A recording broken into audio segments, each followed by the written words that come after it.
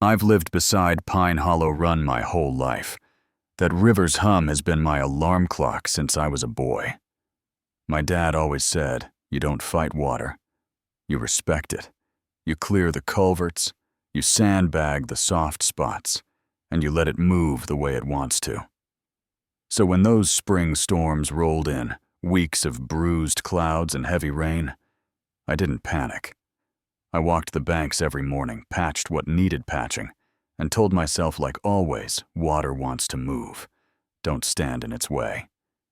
Then came that Saturday, a storm that felt biblical thunder shaking the house, rain turning pasture into mirror, and by sunrise, the river broke its banks. But here's the thing. It didn't touch my land. It curved south and plowed straight into Silver Sage Estates, a neighborhood that never should have been built on a floodplain in the first place. 5 houses flooded their gate, torn down roads collapsing. It was bad, but it wasn't mine to carry.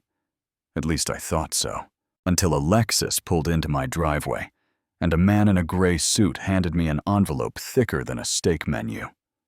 Inside was a settlement demand for $3.2 million. They claimed I failed to maintain flood controls on my section of the river, like I owned the damn thing.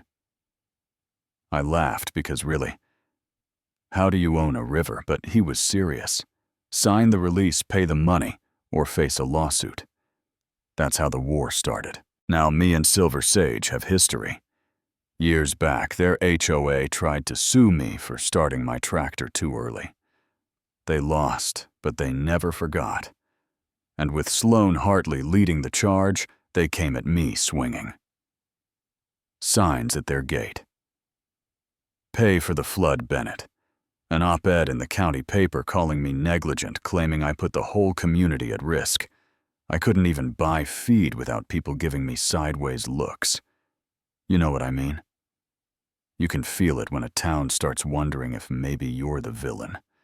I knew I needed help, so I called my lawyer. Evan Pierce, the same guy who'd shredded their nonsense before. He filed a request with the state, and sure enough, Pine Hollow Run is public water state-owned. Not mine, never was. My rights are simple: water livestock, clear debris, nothing more. I couldn't build a dam if I wanted to. That should have ended it. But Sloan was running a PR campaign, not a legal one. So I wrote my own letter. Plain and simple told folks I don't own the river, and I won't pay for rain. Handed it out at the feed store and the diner. A day later, someone left a note on my windshield. 6 shaky words. We believe you don't back down. That one I kept. Still, defense only gets you so far, so I went on offense. I walked local reporters along the creek, showed them the culverts I cleared in the pouring rain, the old rock dam my granddad built. Still holding solid, the flood markers, proving the water never crossed onto my land. Then I laid out the map.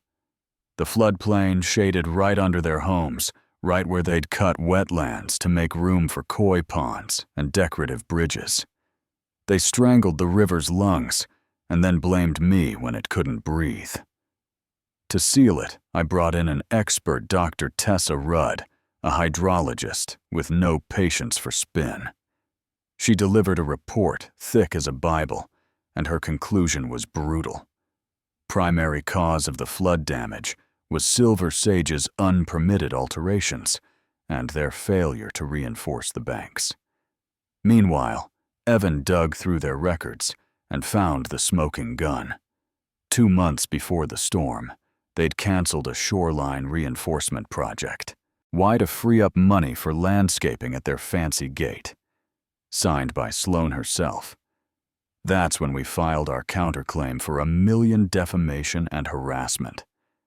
And as if fate wanted to make sure the truth had teeth, a former board member named Glenn came forward.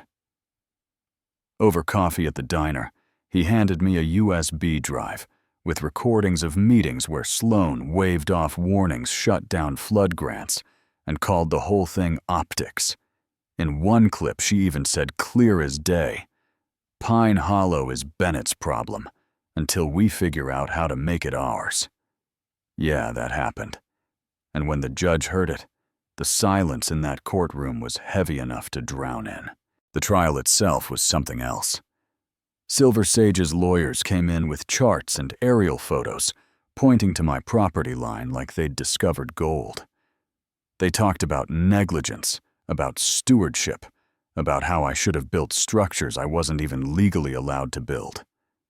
Then Evan stood calm as ever and dismantled them piece by piece. He showed the state documents proving the river was public.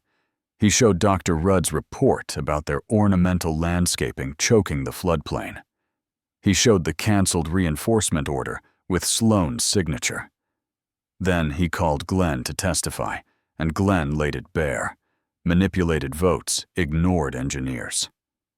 Money shuffled from safety to flowers.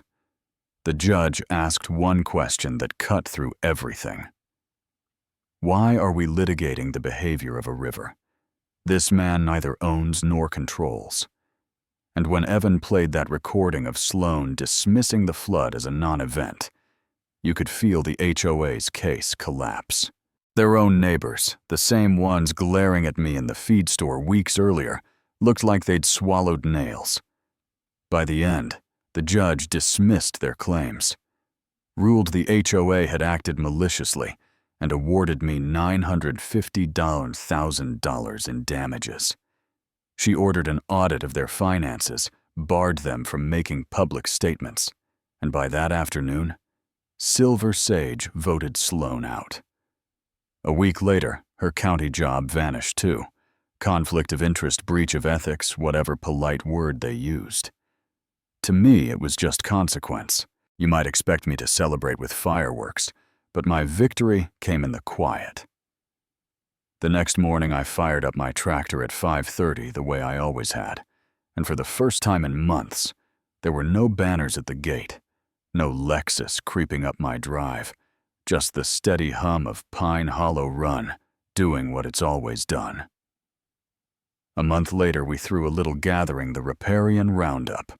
No rides, no spectacle, just hay bales, brisket, and neighbors talking without suspicion. Even some folks from Silver Sage came awkward, but willing, one couple admitting, "We thought you were to blame. We were told wrong." I didn't rub it in.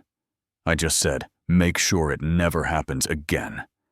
Because that's the truth of it, isn't it? We build where we shouldn't.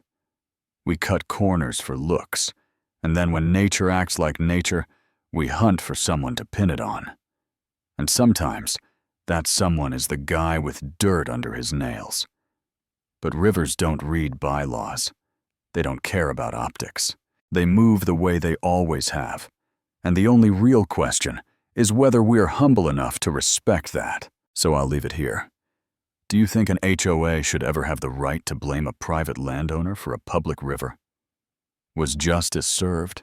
Or was this just one small man, lucky enough to fight back? And if you live in an HOA, would you rather see fresh flowers or reinforced creek banks that might just save your house? Drop your thoughts in the comments. Tell me your stories. Tell me if you've ever seen power twisted this way. And if this one hit you in the gut, like, subscribe, and share it. Because the truth is, this isn't just my story. It's a warning about what happens when bylaws try to boss around a river.